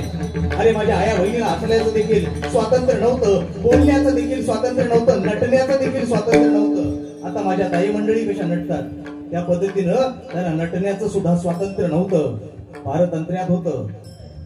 कारण स्वातंत्र्य हा 3.5 अक्षराचा शब्द उच्चारण हा देखील आपल्या नशिबी नव्हतं. आणि अशा प्रतिकूल कालखंडामध्ये एक माता आपल्या स्वतःच्या लेकराला मृत्यूच्या ओठावरून चालवत आहे. त्या मातेचं नाव आहे राजमाता जिजाऊ. आणि जिजाऊ आई साहेबांनी माझ्या शिवबा राजावरती संस्कार करावे. कशाचे? धर्माचे. माझे पूजनीय सद्गुरू सांगतात, काय करावं? आपल्या लेकरांना जर सांगायचं असेल ना, तर राष्ट्रधर्म सांगितला पाहिजे. आपल्या लेकरांना जर शिकवायचं असेल तर राष्ट्रधर्म शिकवला पाहिजे. किंबहुना माझ्या पूजनीय बाबांनी निर्माण केला त्या ग्रंथाचंही नाव आहे राष्ट्रधर्म. आणि आपण भाग्यवान आहोत की आपण त्यांचे भाईक आहोत, अनुयायी आहोत. म्हणून राष्ट्रधर्म शिकायला कळला पाहिजे. पण त्याच्या आधी आपल्याला राष्ट्रधर्म समजून घेतला पाहिजे. राष्ट्रधर्माची खरी ओळख प्रार्थनेमध्ये आहे. काय सांगितलं बाबांनी? राष्ट्रधर्मी जागे हो, भेदभाव सफळ जागावो, अखंडत्व नित्य राहो, राष्ट्र माझे पंचप्राण. कशासाठी जीवन? बायकोसाठी हे जीवन. बायकोसाठी नव्हे, राष्ट्रासाठी हे जीवन स्वर्गाहुनी प्रिय माझी. असा राष्ट्रधर्म तुम्ही आम्ही शिकवला पाहिजे. या धर्माचं शिक्षण लहान वयात असताना, रांगत असताना, खेळत असताना, बागडत असताना माझ्या शिवबा राजावरती करावं आईने. आणि मग आईच्या संस्काराने धर्माचं शिक्षण घेऊन शिवबा राजा लहानचा मोठा होत असताना सवंगडी गोळा केले. किती सवंगडी गोळा केले? 58 ते 60 सवंगडी गोळा केले. लाल महालामध्ये मुक्कामी आहेत. आणि त्यावेळेस पेठ शिवापूर जवळ, आताचं पेठ शिवापूर ठाऊक आहे ना? पेठ शिवापूर जी मंडळी पुण्याला जातात त्यांना ठाऊक असेल. कैलास भेट पूर्वी ते शिवापूर भेडींच्या नावाने प्रसिद्ध नव्हतं. ते शिवापूर या ठिकाणी शहाजी राजांची भाग होती म्हणून ते प्रसिद्ध होतं. आणि त्या शिवापूर म्हणजे शिवगंगा खोऱ्यातलं शिवापूर. आणि त्या शिवापूर जवळ हे 58 ते 60 सवंगडी. मग कोण कोण होते त्याच्यामध्ये? मग कान्होजी असतील, येसाजी असतील, तानाजी असतील, सूर्याजी असतील, हे सगळे सवंगडी घेऊन माझे राजे फेरफटका मारण्यासाठी कुठे आलेले आहेत? शिवापूरला. आणि त्या ठिकाणी मळक्या कपड्यातला एक माझा बाबा धावत यावा. मी संस्काराबद्दल सांगतोय, धर्माची नीती कशी शिकवावी आपल्या लेकरांना याबद्दल सांगतोय, आपल्यातला भेदभाव कसा निघून जावा याबद्दल बोलतोय. आणि त्या ठिकाणी एक मळक्या कपड्यातला बाबा धावत आला. 60-70 वर्ष वय असावं त्या बाबाचं. आणि माझ्या शिवबा राजाच्या पायावरती गडबडा लोळायला लागला. अंबरडा फोडला, रडून सांगतो कसा? राजा जगावं कसं जगावं? आम्ही सामान्यांनी जगावं की मरावं? काय करावं आम्ही? राजाने त्याला कवटाळावं, उचलावं, उराला लावावं, बाबा काय झालं, काय झालं बाबा. आणि मग त्या बाबांनी सांगावं, अरे राजा, अरे काय झालं म्हणून सांगू. अरे काय व्हायचं शिल्लक आहे बाबा, नीट सांगा काय झालं, मला कळत नाही. आणि मग त्या बाबांनी बोलत व्हावं आणि सांगावं, ही तुमची जहागिरी आहे, हे तुमचं साम्राज्य आहे. आणि या तुमच्या साम्राज्यामध्ये, या तुमच्या स्वराज्यामध्ये माझ्या लेकीवरती या पाटलांनी, राजेगावच्या पाटलांनी अन्याय केला. किंबहुना माझ्या लेकीला अन्याय करून पाण्यामध्ये बुडवून मारलं. अजून काय व्हायचं पाहिजे, काय व्हायला पाहिजे होतं, काय व्हायचं बाकी आहे. राजांचा राग अनावर झालेला आहे. राजाने तेवढंच ऐकून घेतलं आणि सवंगड्या सहित निघून आलेले आहे लाल महालामध्ये. लाल महालामध्ये मुक्कामी आल्या असल्यानंतर त्या ठिकाणी सगळ्या सवंगड्यांना बोलवून घेतलं आणि सांगितलं, तानाजी होते, सूर्याजी होते, येसाजी होते, सगळ्यांना सांगितलं ताबडतोब जा आणि पाटलाला घेऊन या, निरोप द्या त्याला बोलवलंय म्हणून. जर आला नाही तर बांधून घेऊन या, काढण्यात आला त्याला. आणि ते सवंगडी आलेले आहेत कुठे, रांझे गावामध्ये आले. आणि रांझे गावात आल्यानंतर पाटलाच्या समोर गेलेले आहेत. पाटील, तुम्हाला सांगावा घेऊन आलोय. कोणाचा म्हणले, शिव राजांचा सांगावा घेऊन आलोय. कोण राजा आणि कुणाचा राजा, कोण बोलतोय. रांझे गावचा पाटील सांगतोय, अरे कोण राजा आणि कुणाचा राजा. अरे राजा ते आम्ही, कारण तो पाटील होता. त्या काळचे पाटील देखील तसेच होते, रुबाबदार पाटील होता तो गावचा. भरदार अशा मिशा होत्या आणि मिशीवर ताव देऊन म्हणतो कसा, अरे या गावचं राज तेही आम्हीच आणि पाटील तेही आम्हीच. कोण राजा. आणि पाटील म्हटलं की थोडस हाटील असतात बरं, या गावचं नाही बरं. तुकोबाऱ्यांवरती देखील एक कोपलाच ना पाटील, कोपला पाटील.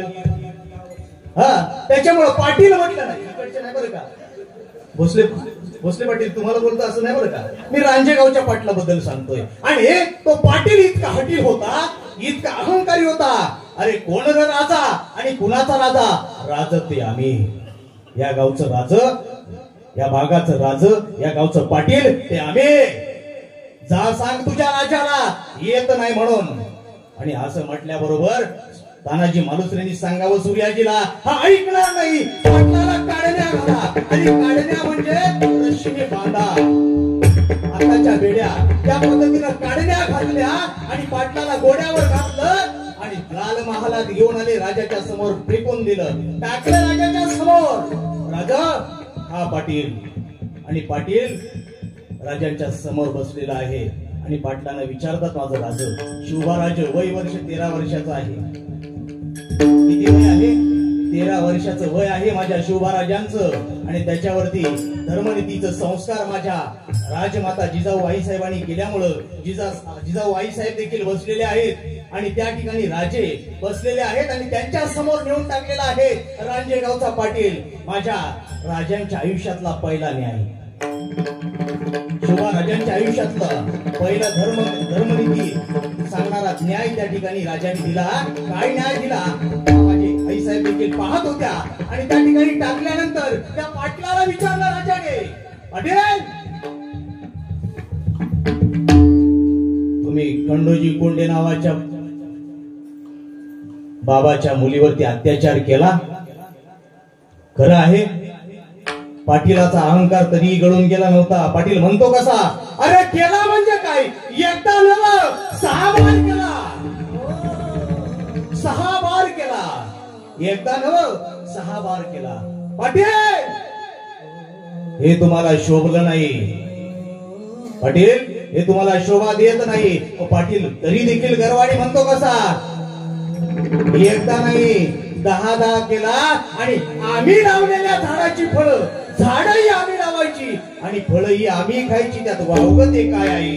राजाला हे सहन झालं नाही. राजाला सहन झालं नाही. कारण पाटील त्याचा अन्याय, पाटील त्याचा जो काही केलेला गुन्हा होता तो कबूल करायला तयार नव्हता. राजाचा संताप अनावर झाला. अरे या माझ्या राज्यामध्ये, माझ्या या स्वराज्यामध्ये माझ्या लेकी बाळीकडे, माझ्या आया बहिणीकडे कोणीही वाईट नजरेने पाहता कामा नये. या या माझ्या आईला, या माझ्या लेकीला, या स्वराज्याच्या लेकीला सुरक्षित चालता यावं, सुरक्षित बोलता यावं, सुरक्षित नांदता यावं, यासाठी कुठला तरी एक न्याय दिला पाहिजे. आणि तो न्याय असा जबरी दिला पाहिजे की याच्या पुढे कोणी अशा पद्धतीचं वाईट कृत्य करताना 10दा विचार करावा. असा न्याय माझा राजाने त्या ठिकाणी दिला पाहिजे. तुम्हाला हे शोभा देत नाही, अरे काय शोभा देत नाही, झाडही आमची आणि फळही आमची. तडक राजाने सांगितलं तानाजी पाटलाला चौरंगी करा. कुणाला? रांजेगावच्या पाटलाला चौरंगी करा. चौरंगी म्हणजे 2 हात आणि 2 पाय धडाच्या वेगळं करा. आणि क्षणाचाही विलंब न लागता ताबडतोब शमशेर निघाले. पाटलाचे 2 हात आणि 2 पाय कलम केले गेले आणि पाटलाला घरात वाड्याच्या बाहेर फेकला गेला. आणि राजांच्या आयुष्यातला हा सगळ्यात मोठा धर्मन्याय माझी राजमाता जिजाबाई साहेब त्या ठिकाणी पाहत बसून पाहत होत्या. आणि राजांनी हा दिलेला पहिला जो काही झटका होता ना, हा झटका या महाराष्ट्राने ऐकला. आणि त्या दिवसापासून पुढे जोपर्यंत माझे राजे 36 वर्ष राज्य केलं ना, तोपर्यंत या महाराष्ट्रातल्या या स्वराज्यातल्या या लेकीवरती कधीही अन्याय झाला नाही. हे राज्य होतं, हे धर्मनीती होती माझ्या जिजाबाई. म्हणून ही धर्मनीती शिकवली होती माझ्या राजमाता जिजाऊनी. म्हणून ही धर्मनीती तुम्ही आम्ही समजून घेतली पाहिजे. माझे बाबा गुरुवर्य बाबा देखील एक त्यांच्या अभंगात सांगतात, आपल्या लेकरांना जर शिकवायचं असेल तर काय शिकवावं? यू हाड हे नाही. पाळण्याची दोरी धरोणिया हाती, देव देश भक्ती गुणगुणावी. जिजामातेचा तो आदर्श ठेवावा, पुत्र बनवावा राजविटा. आणि अशा पद्धतीने जर का आपण लेकर घडवली ना, तर आज जे काही दुराचारी तुम्हाला आम्हाला रस्ती पाहायला मिळतात ना, आज जे भर रस्त्यामध्ये माझ्या ताईकडं माझ्या आईकडं ज्या वाईट नजरेने पाहिलं जातं ना, अशा प्रवृत्तीची लेकरं घडणार नाहीत. पण ही लेकरं घडवण्याची ताकद तुमच्यात आहे.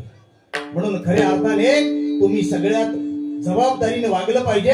तुमच्यात सगळ्यात मोठी ताकद आहे. तुमच्याकडे पाहून तुमची लहानाची मोठी होणारी लेक तुमच्याकडे पाहून जगते. माझी आई कशी वागते, माझी आई कशी बसते, माझी आई कशी स्वयंपाक करते, माझी आई कशी भांडते, कशी बोलते, माझी आई कशी पप्पाला लाटणं फेकून मारते, कोण पाहतंय? तिची लेक पाहते. आणि त्या पद्धतीनं तिची लेक जर जगली तर तिचं चुकलं काय?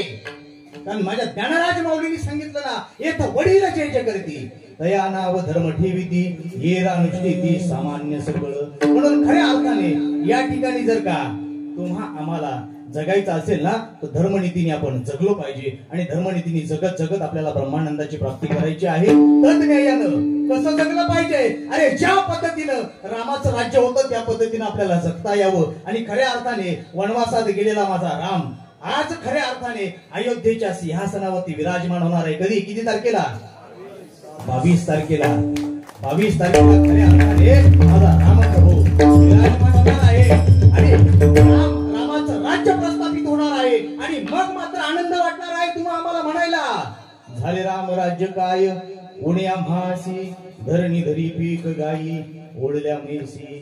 राम राज्य व्हावं 22 तारखेला आपल्या तुमचं आमचं आराध्य खऱ्या अर्थाने अयोध्येमध्ये सिंहासनावर आरूढ होत आहे. आपलं सौभाग्य आहे की आपण हा सोहळा अनुभवतोय, कोरोनातून वाचलो म्हणून अनुभवतोय. म्हणून 22 तारखेला कोणीही न चुकता, तुमच्याकडे कसं ठरलंय ठाऊक नाही, परंतु पुणे परिसरामध्ये असं ठरलेलं आहे, गावागावांमधून दिंडी काढली जाणार आहे. आणि दुपारी 12 वाजून काहीतरी 22 का 36 मिनिटाचा मुहूर्त आहे.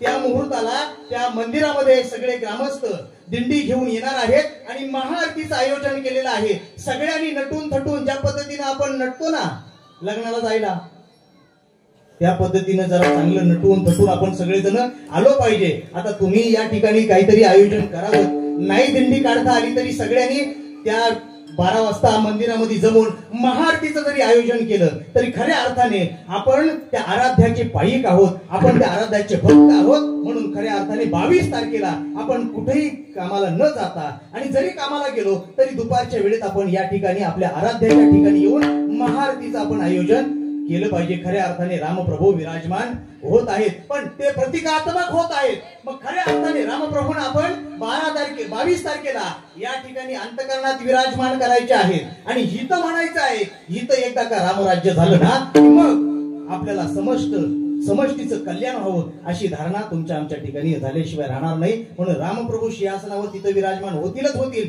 पण तुमच्या आमच्या अंतःकरणामध्ये रामाचं खऱ्या अर्थाने प्रगटीकरण व्हावं, या ठिकाणी खरं विराजमान व्हावं. आणि ही तारीख आहे 22 जानेवारी. म्हणून 22 जानेवारीला साकडीचे ग्रामस्थ काहीतरी आयोजन नक्की करतील. 22 तारखेला तुम्ही करावं अशी तुम्हाला विनंती आहे. हा होणार आहे का? वा, धन्यवाद. टाळ्या जरा टाळ्या झाल्या पाहिजे. होणार आहे. त्याच्यामुळं 22 तारखेला तुम्ही सगळ्यांनी या ठिकाणी आयोजन करा.